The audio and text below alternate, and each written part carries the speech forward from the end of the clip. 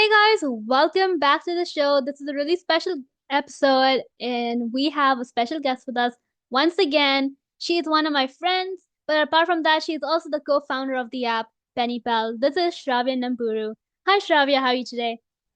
Hi, Anika and Pat podcast. Thank you so much for having me on here. I'm actually one of the listeners, so this is like a really surreal moment for me, and I'm just so excited to see where our conversation goes today. Yeah, thank you so much for listening, and thank you so much for being a guest here today. So please introduce yourself and maybe talk a little bit about Penny Pal. Hi, my name is Sravya Namburu, and I'm a rising senior in California. I'm so excited to talk about my app that I'm currently developing. It's called Penny Pal, and basically aims to address like the lack of financial literacy in schools, especially because a lot of, teenagers grow up to like go to college and not know what to do with like their finances and like drown in student debt. And we really want to break that cycle and create like an era where people can, I guess, spend better. Apart from that, I'm also really into like community service. I'm currently the president and leader of three clubs at my school. So I'm really into that. And I'm also an avid debater. So I do like Model UN conferences and I love public speaking. Yeah, and honestly, of course, we know each other, and I can attest to, you're like super hardworking, the things that you do with like the drive and ambition. So, kind of tying in all those things with the app and your community service and debate, what kind of drives your definition of success?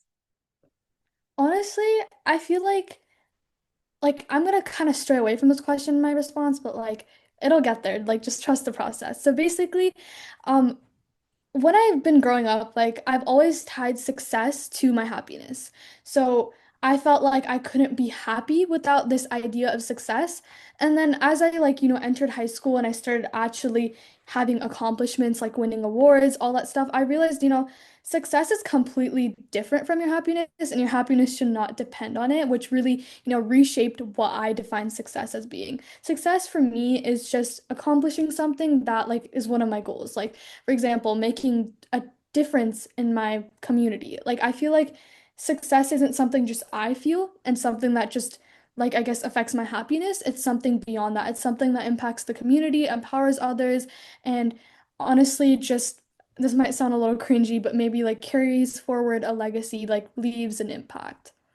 Yeah, honestly, that like definition. I mean, again, the definition of success evolves from person to person, and I think your definition of like happiness is not equal to success is kind of like a driving factor right now, because Mhm. with us, especially like with us being rising seniors, and not just us, but like any teenage person out there, or even just any young person out there, oftentimes we equate it to like success is equal to happiness, which is not really true, right? We strive to take APs and do all these crazy things thinking that doing all these crazy things will make us happy and then also count as success. But in reality, we're just kind of overburdening ourselves with things that eventually won't matter in the real world.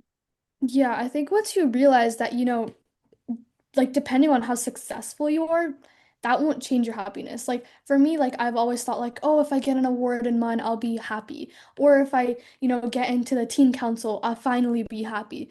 But my happiness never changed. And I feel like once I realized that, I was actually, able to be more happy. I was able to feel more free because I kind of forced myself, like you said, a lot of students force themselves to like take up positions, take AP classes because they think they'll finally be happy. But this is like the biggest lie I've ever heard. Like, do it because you want to do it, not because you think you'll be happy and if you like show other people that like you look successful. I just think that's like such a scam.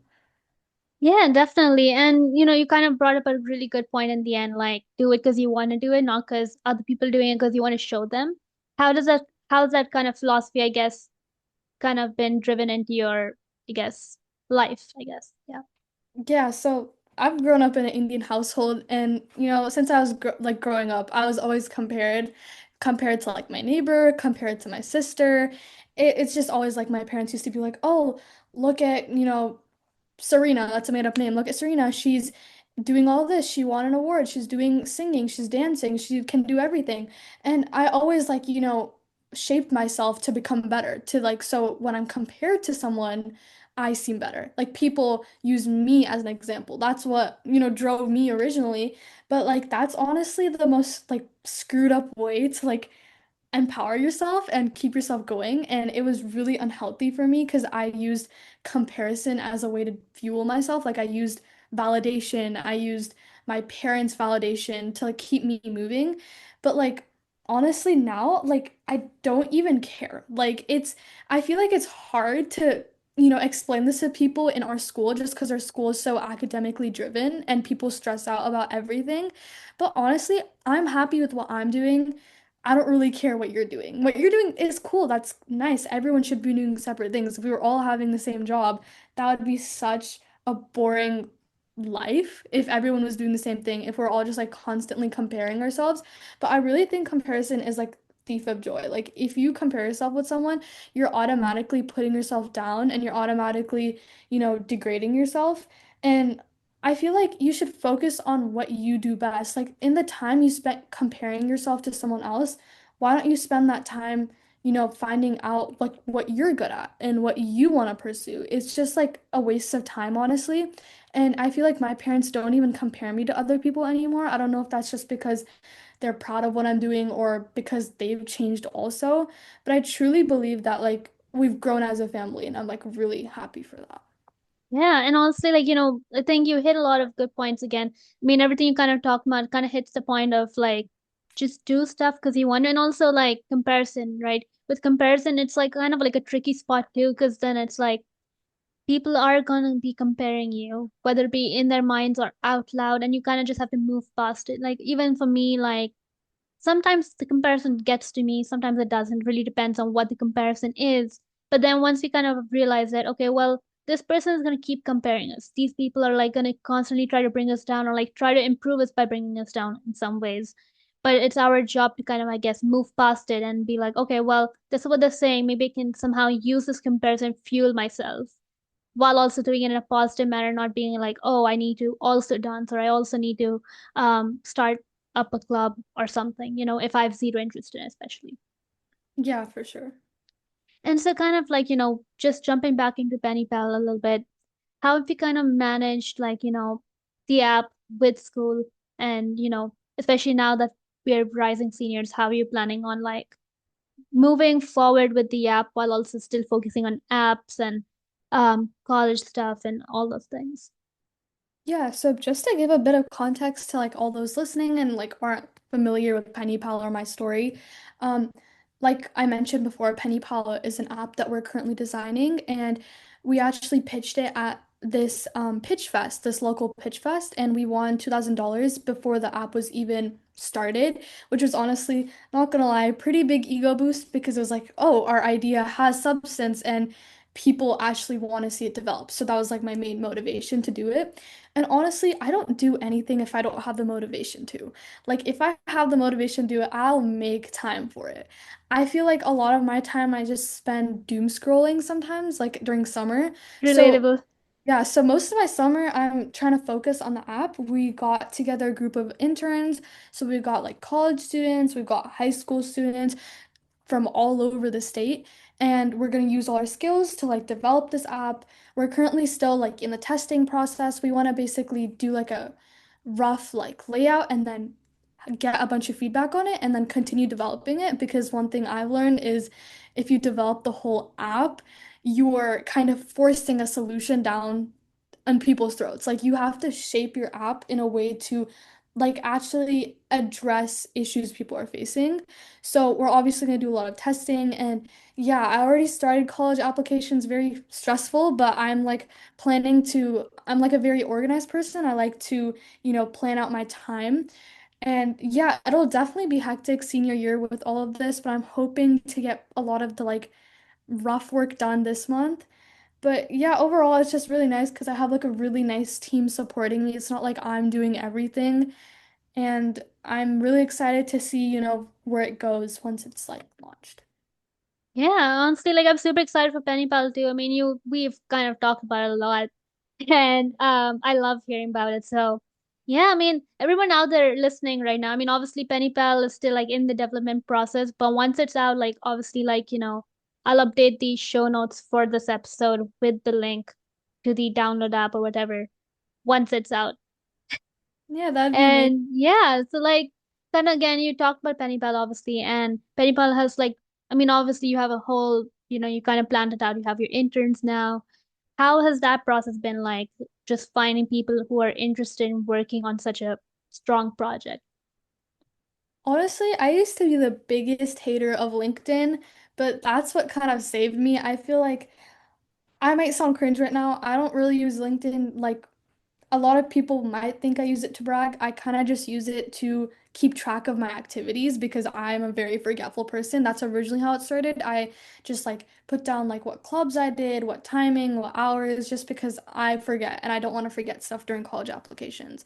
But later I started like doing a few posts and I let out like a post that like, oh, we want $2,000 and we want to actually develop this app. Do you guys like, are any of you guys interested? And we got so many responses. We got like 40 plus responses. There is people from like at one point we got someone who reached out from like Caltech and like Berkeley, like different colleges, and that really like made me realize that there's people who want to like see this and there's people willing to help me.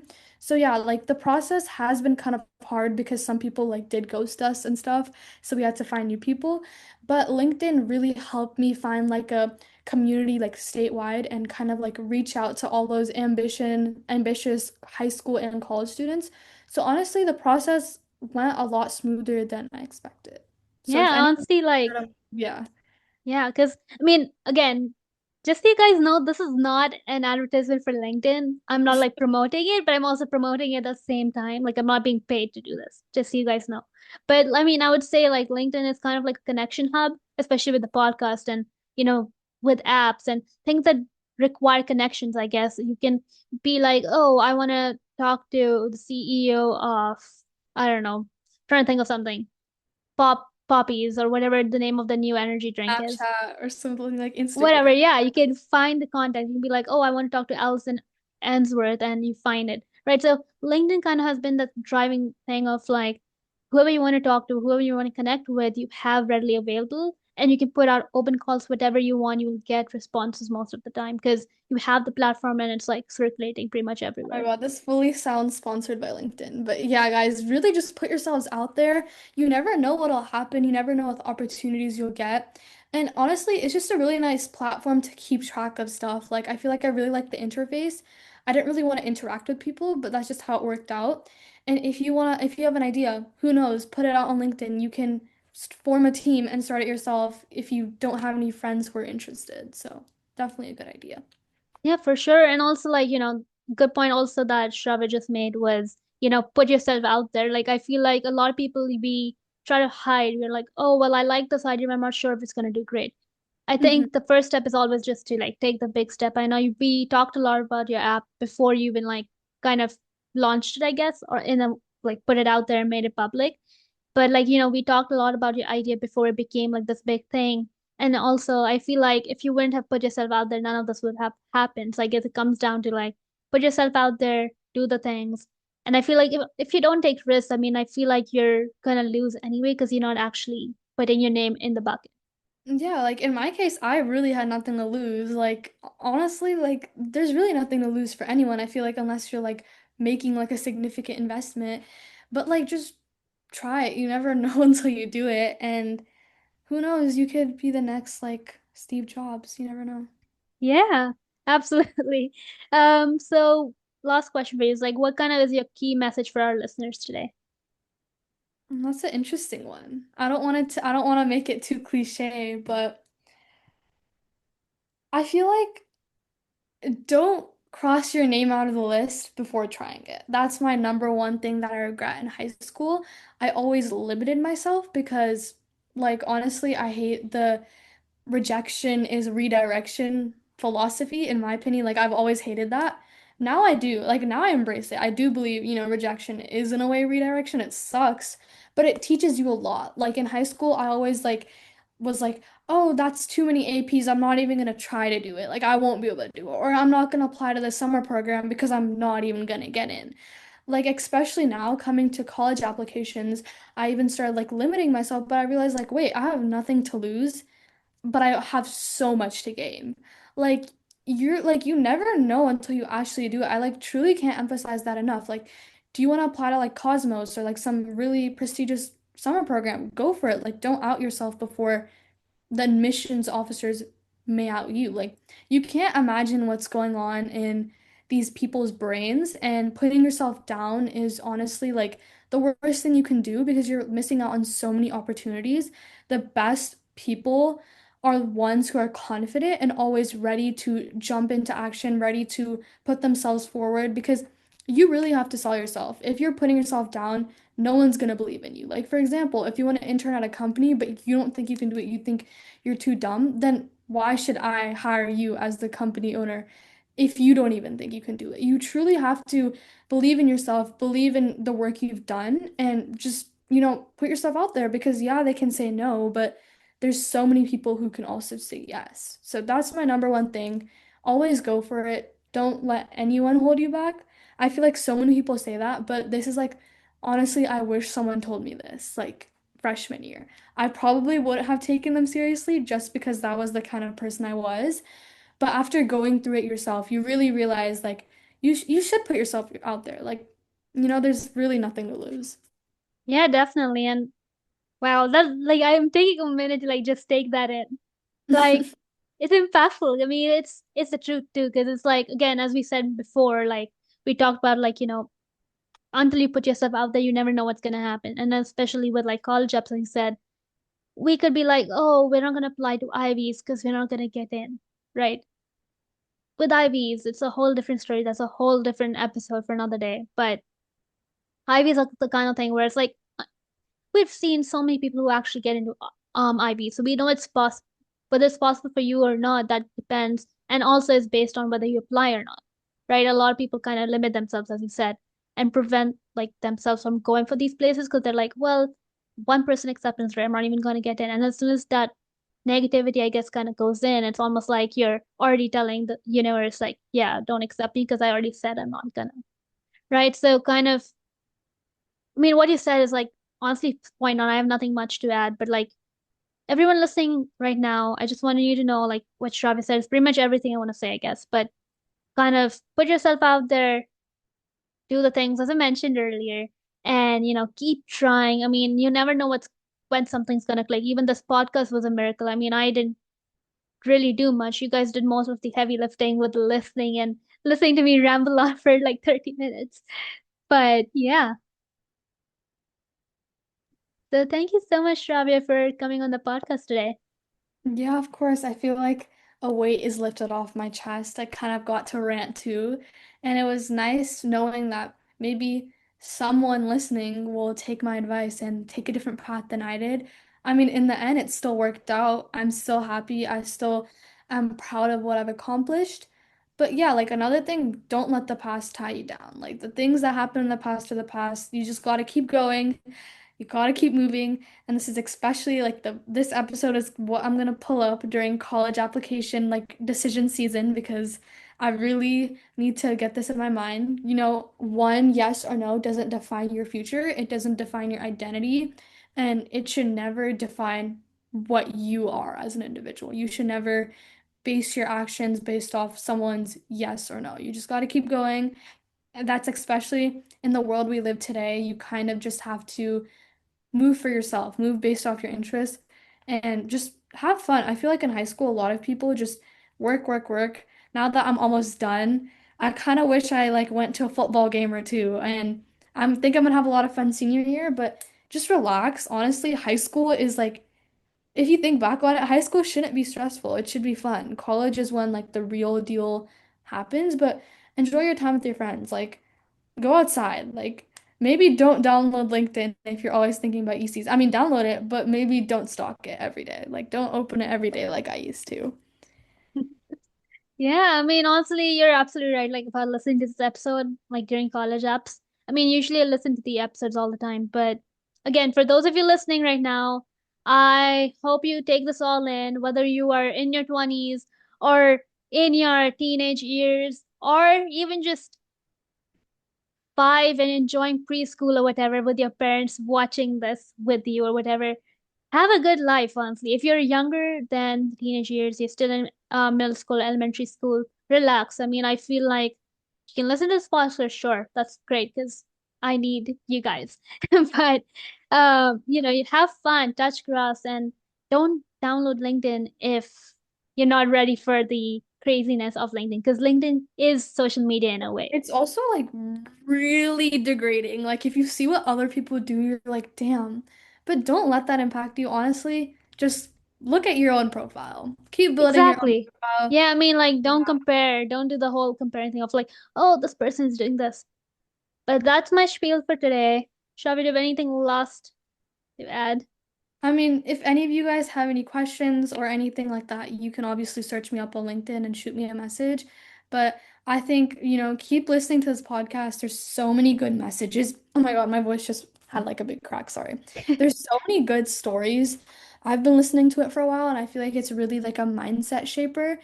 The more positive media you intake, the better your mind works and the better you are able to think about yourself. And I feel like social media is so negative nowadays, and this podcast is kind of like one of those like positive things you can do for yourself. It's like basically self-care. So keep listening, and who knows, maybe I'll be on here again. But Yeah. I I really mean, I hope, would love to have you on yeah, again.